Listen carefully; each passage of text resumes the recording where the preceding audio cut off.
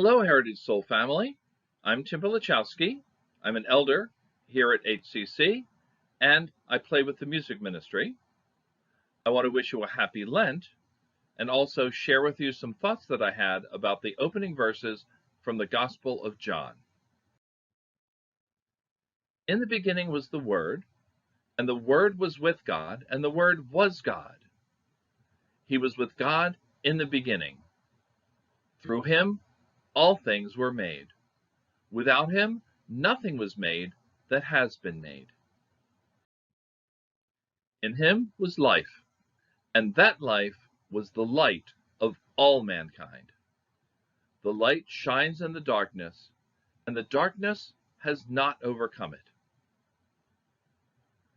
The Word became flesh and made his dwelling among us.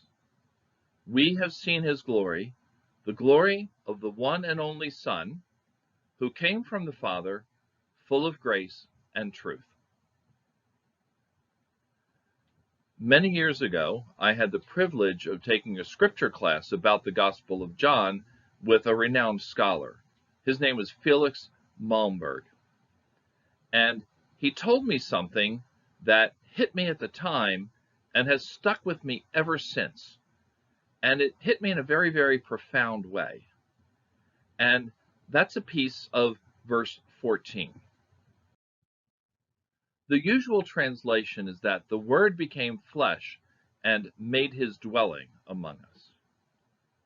But what Felix told me was that the original language, the intent is more like the Word became flesh and pitched his tent among us.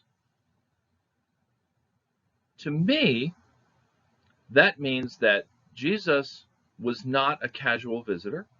He wasn't just passing through. He wasn't booking an Airbnb for the weekend. If Jesus takes the trouble to unpack and pitch his tent, he's going to stay a while.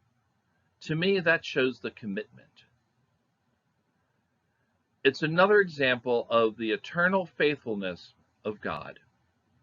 That Jesus, who was the Word of creation, through whom all things were made, the Word that is the light that shines in the darkness so that the darkness cannot overcome it, was committed enough to us to divest himself of his divinity to become fully human, like us in all things except sin.